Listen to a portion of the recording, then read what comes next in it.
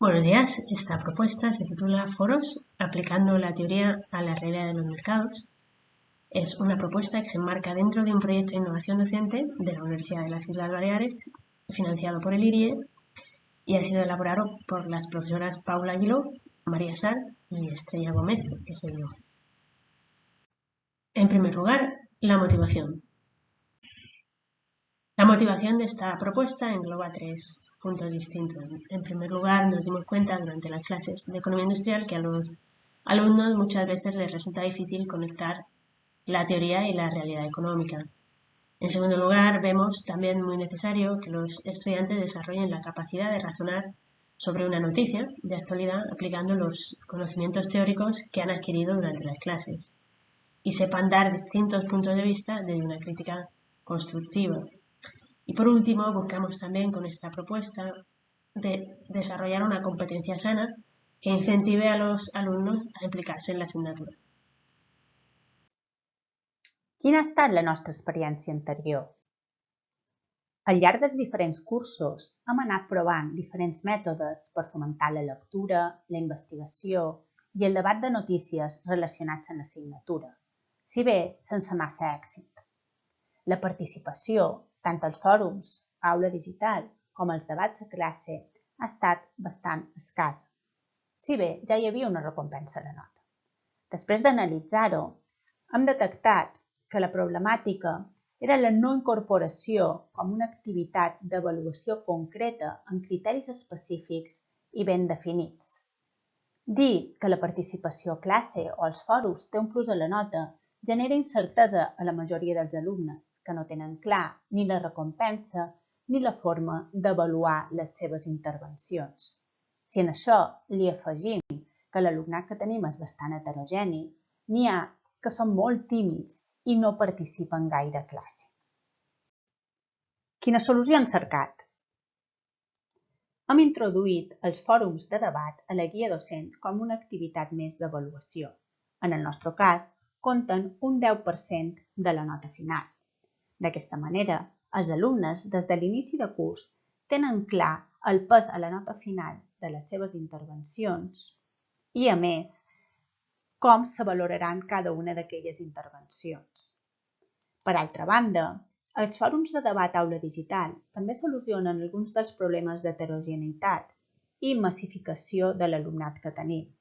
Per exemple, permeten que els alumnes tinguin el temps que necessiten per exposar les seves idees o que els alumnes més tímids puguin participar sense veure's-se sobrepassats pels altres.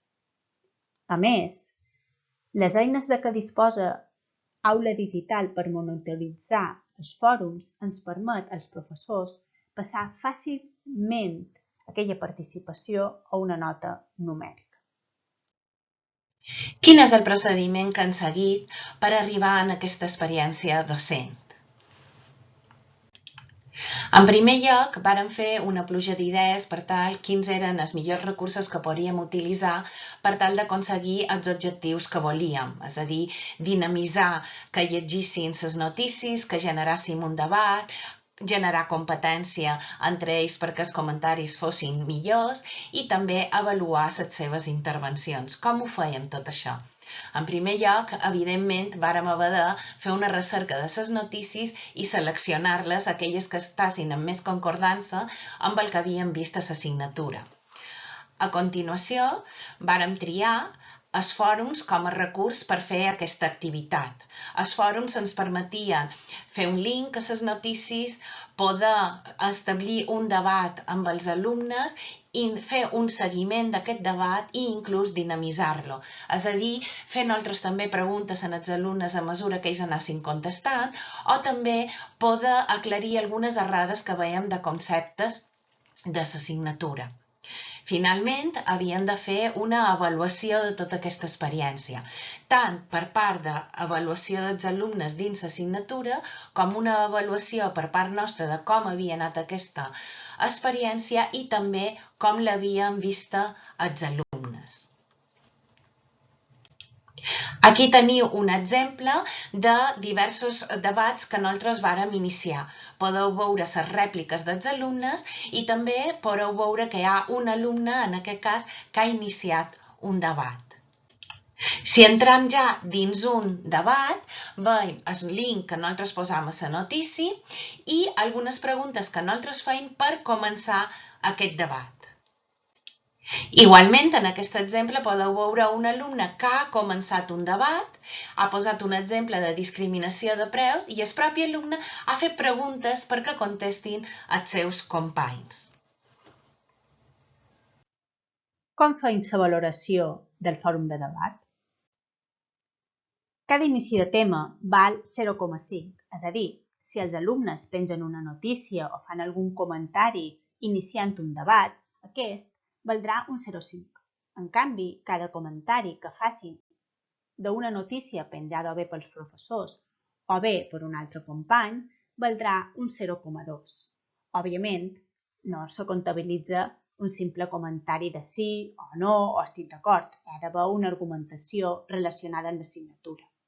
El màxim de punts que poden aconseguir és 1, però no hi ha una limitació en el màxim de debats que poden posar.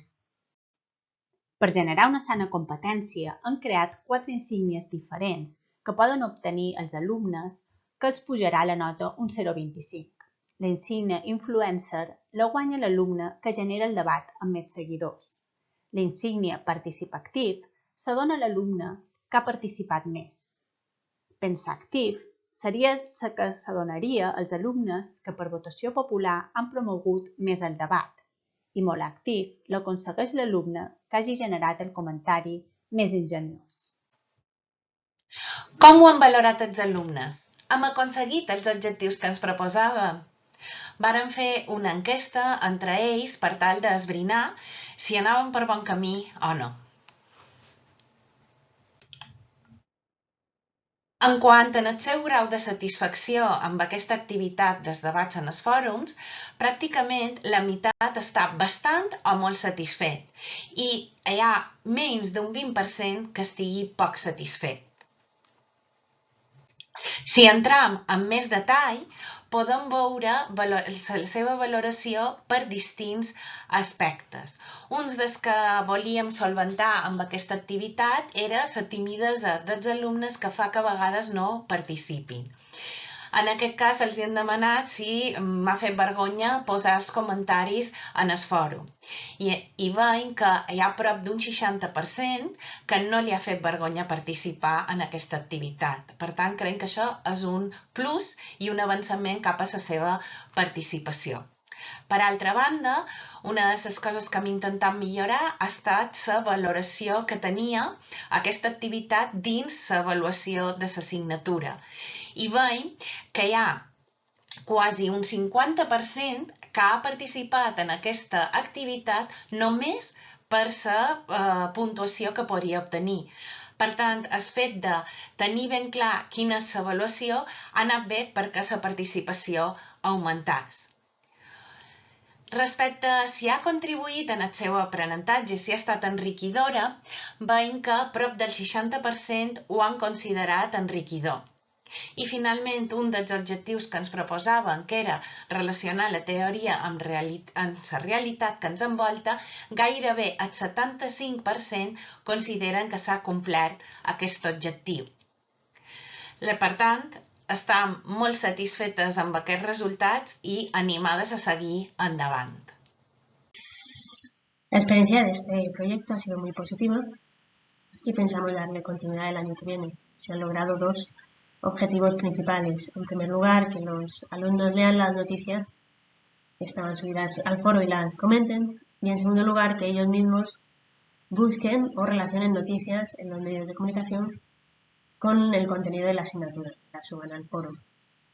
Como posibles mejoras, hemos pensado quitar algunas insignias que han resultado difíciles de valorar, por ejemplo la insignia Molactive, y repensar otras que resulten más automáticas para la puntuación. Gràcies per la vostra atenció. Al llarg de les jornades ens agradarà rebre les vostres aportacions i contestar alguns dubtes que pugueu tenir de l'activitat que hem fet. L'any que ve més i millor!